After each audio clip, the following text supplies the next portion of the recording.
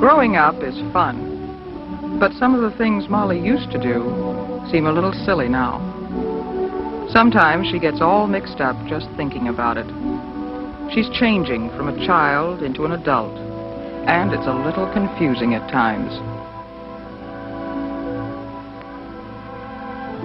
Molly had lots of questions about what was happening to her. It so happened I had a chance to answer some of them. Her teacher was sick one day and asked me to take her class. And this is true of women everywhere. So you see, menstruation is just the natural, normal process leading up to being a mother. This is a diagram of the uterus, or womb, and these are the fallopian tubes leading to it. And these the ovaries which produce the egg cells. Now these egg cells are far too small for us to see, but once each month an egg cell will leave one of the ovaries, go into the opening of the tube nearest to it, and then it's on its way to the uterus. Now at the same time, the uterus has been preparing a growing place for this egg, a soft lining of blood vessels and tissues. If the egg unites with a male cell or sperm as it's on its way down the tube, it is fertilized, and then when it reaches the uterus, it settles down in this soft lining and begins to grow into a baby. But if the egg cell is not fertilized, it disappears. And then, since the lining is no longer needed, it too dissolves away. And it flows out of the body through an opening in the hymen, which is a membrane over the opening of the vagina. And so we say that we are menstruating. Yes, Barbara? Miss Jensen, when does menstruation start? Well, some girls start when they're 10 years old, and some when they're 16 or 17, or anywhere in between. But the average age seems to be about 13. No, I mean what day of the week will it start? My mother starts on Tuesday. Will mine too? Oh, it might, but it probably won't, because each girl's body sets up her own time and rhythm. And the time between periods may vary anywhere from 23 to 32 days.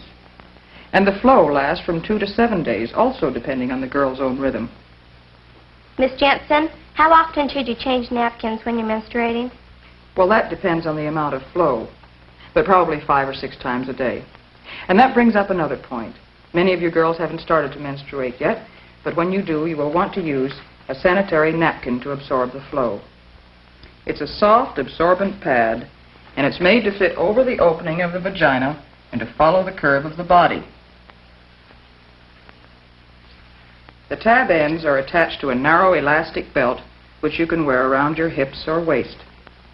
Now, some girls prefer to use tampons.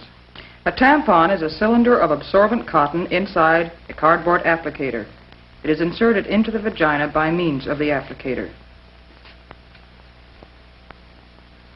The cotton absorbs the flow, and when it is full, you remove it and discard it. Yes, Molly? Miss Jensen, is it true that people can tell when you're menstruating? No, it isn't. But you should be more careful than ever about personal cleanliness and daintiness. Change your underwear more often, and be sure and use a deodorant.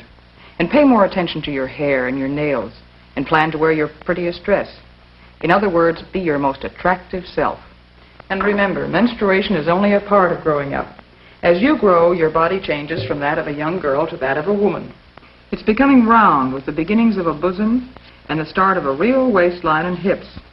And hair is beginning to grow in different places, pubic hair and underarm hair.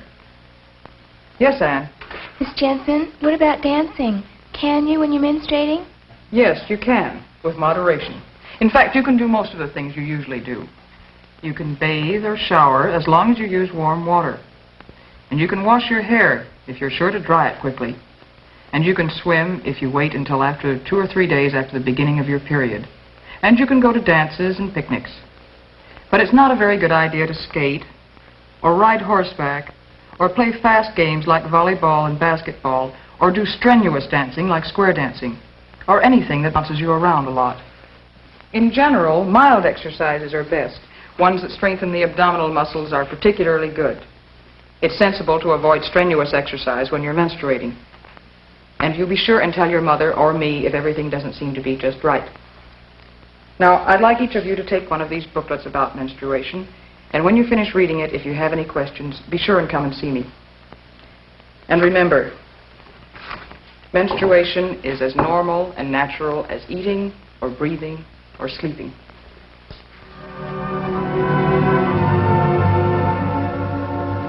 Soon, Molly will be a young woman like her Jeannie, having dates, going to dances in lovely romantic dresses, and making new and important friends.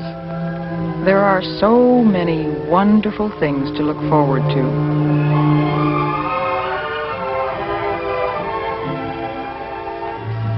Growing up, it's an exciting time.